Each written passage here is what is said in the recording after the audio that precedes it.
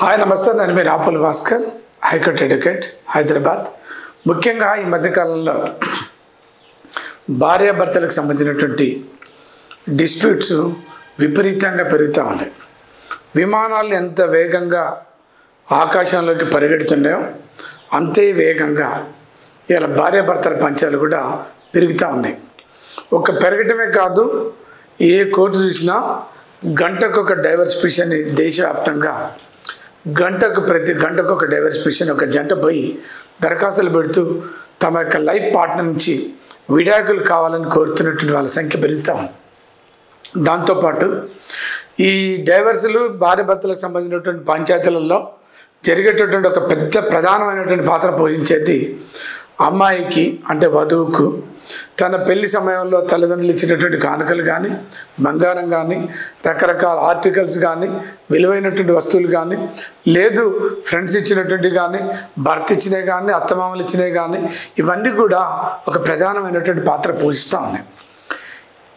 తల్లిదండ్రులు ఇచ్చినటువంటి బంగారం నా దగ్గర ఉండాలని కోడలు అంటాం, లేదు నీ దగ్గర ఎందుకు, మేము కస్టోడియం, మేము మాకియాలని అత్తలు మామలు భర్తలు కోడల దగ్గర నుంచి బలవంతంగా ఆస్తులకు సంబంధించినటువంటి పత్రాలు కానీ, ఆస్తులు కానీ, బంగారం కానీ, విలువైనటువంటి వస్తువులు తీసుకోవడం, వాళ్ళిద్దరి మధ్యన ఏదైనా పొరపాట్లు వచ్చినప్పుడు, వివాదాలు వచ్చినప్పుడు అమ్మాయికి సంబంధించినటువంటి కోడలకు సంబంధించినటువంటి బంగారం కానీ, ఇతర వస్తువులు కానీ అత్తమామలు వాళ్ళ దగ్గర పెట్టుకొని ఇవ్వకుండా వేధిస్తున్నటువంటి పరిస్థితి కనపడతాం.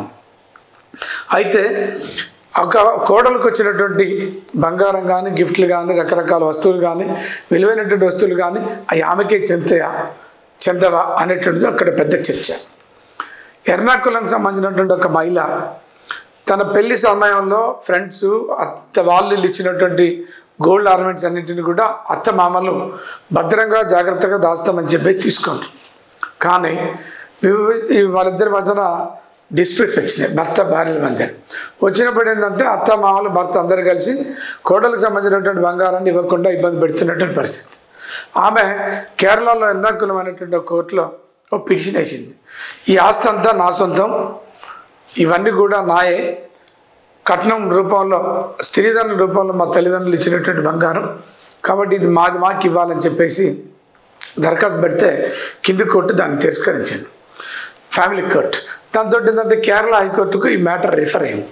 అక్కడ ఈ కేసుని విచారించినటువంటి ధర్మాసనం ఏం చెప్పిందంటే, హైకోర్టు ఏం చెప్పిందంటే, ఎవరైనా ఒక స్త్రీ తమ వివాహానికి పూర్వం కానీ, వివాహ సమయంలో కానీ వచ్చినటువంటి ప్రతి వస్తువు, బంగారం కావచ్చు, ప్రాపర్టీ కావచ్చు, లేదు విలువైనటువంటి వస్తువులు కావచ్చు, అన్నీ కూడా ఆమెకే చెందుతాయి, అవన్నీ కూడా ఆమెకే సొంతం అనేటువంటి పద్ధతులలో కోర్టు డైరెక్షన్ ఇచ్చి అత్తమామల దగ్గర ఉండేటటువంటి బంగారం కానీ, విలువైనటువంటి వస్తువులు కానీ తిరిగి కోడలికి ఇవ్వండి అని డైరెక్షన్ ఇచ్చి ఆమె యొక్క ఆస్తిని కాపాడినటువంటి పరిస్థితి కనపడతాం.